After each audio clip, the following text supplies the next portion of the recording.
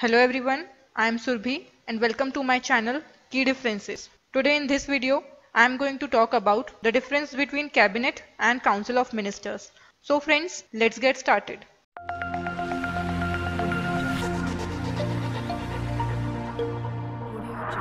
The three main organs of government are legislative, executive and judiciary, whereby legislative organ makes laws, executive organ enforces law and the judiciary organ interprets and applies laws. In India, the powers of legislature are exercised by the parliament, which comprises of President, Lok Sabha and Rajya Sabha. Further, the Constitution of India formally vests the executive powers to the President. However, practically, the President exercises these powers through Council of Ministers headed by the Prime Minister. Lastly, the judiciary organ consists of Supreme Court, which comprises of Chief Justice and 30 associate judges who are appointed by the President on the recommendation of Chief Justice of India. Council of Ministers. Here you must note that if we talk about center, we have central or Union Council of Ministers, whereas in case of states, we have State Council of Ministers. So, Prime Minister along with the Council of Ministers form the real executive of the central government. Council of Ministers is the executive organ of the government headed by the Prime Minister to assist and advise the President in carrying out the functions effectively. Article 74 and 75 of the Indian Constitution provides for the Council of Ministers.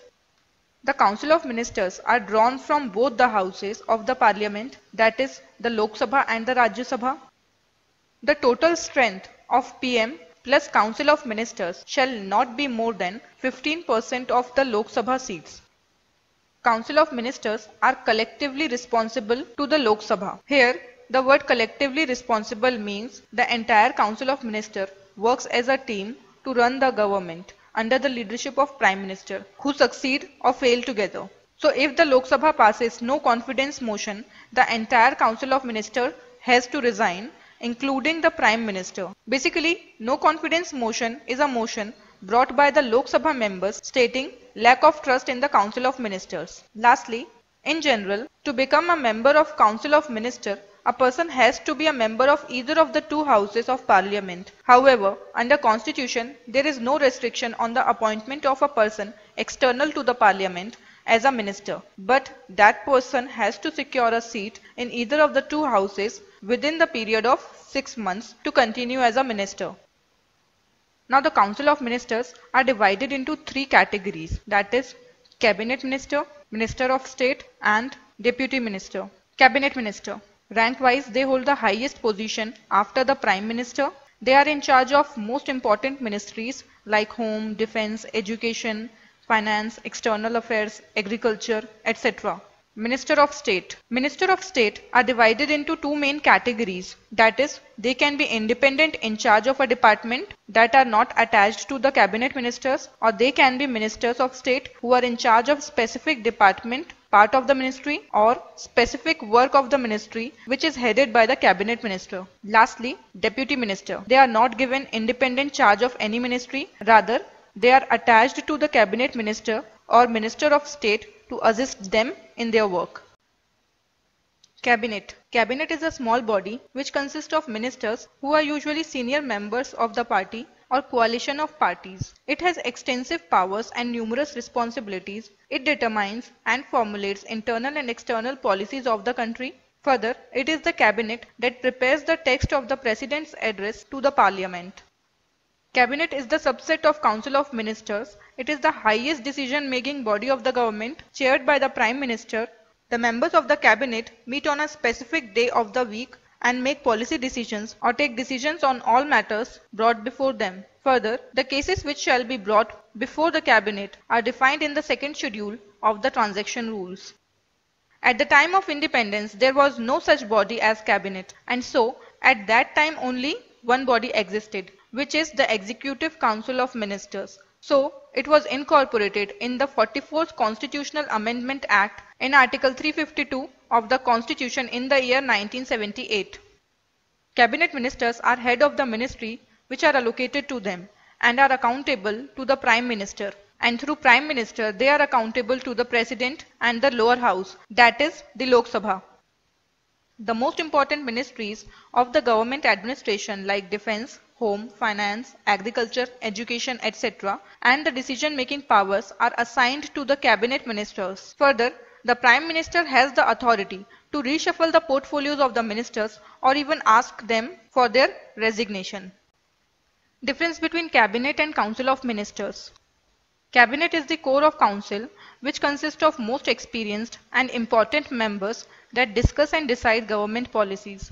On the other hand, Council of Ministers is the executive body of the government that advises President on various matters and is formed to assist Prime Minister in running the government. Next, Cabinet consists of senior ministers who hold important portfolios. As against, Council of Ministers consists of three classes of minister, that is Cabinet Minister, Minister of State and Deputy Minister. Next, Council of Ministers rarely meet as a body to transact government business. Conversely, Cabinet meetings are frequently held, generally once in a week, to deliberate and take decisions as to the transactions of government business. Next, when it comes to collective functions, Cabinet performs several collective functions, whereas Council of Ministers does not have any collective functions. Next, talking about the number of members, in general, the Cabinet consists of 20 to 25 members. Conversely, in a Council of Ministers, there are usually 50 to 70 members. Next, body. Formerly, Cabinet was not a constitutional body, but after amendment in the Act in the year 1978, it has got constitutional status. Therefore, the term Cabinet is mentioned only once in the Article 352, which was inserted through 44th Amendment Act in 1978. Oppositely, Council of Ministers is a constitutional body and the provisions relating to Council of Ministers are described in Article 74 and 75. However, the Constitutional does not state its size and classification, so it is the Prime Minister who determines its size as per the exigencies of time and requirement of the situation. Powers. As per the Constitution, all the powers are vested with the Council of Ministers, but in practice it is the Cabinet which exercises powers and acts on behalf of the Council. Next, decisions. It is the Cabinet which supervises the implementation of its decision by the Council of Ministers. On the other hand, Council of Ministers implements the decisions taken by the Cabinet.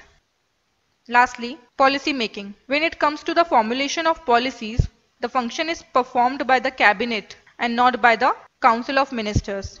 So guys, this brings me to the end of this lesson. I hope the concepts has been cleared now.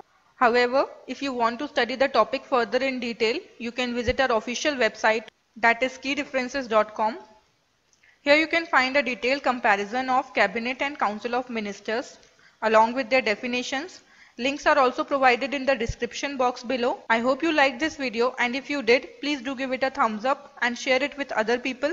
Also, if you are new here and wanna get more such useful videos, consider subscribing this channel and also hit the notification bell next to the subscribe button so that you are notified every time a new video is uploaded. And if you have any queries or feedback for me, feel free to leave in the comment section below. Until next time, this is me, Surbhi, signing off.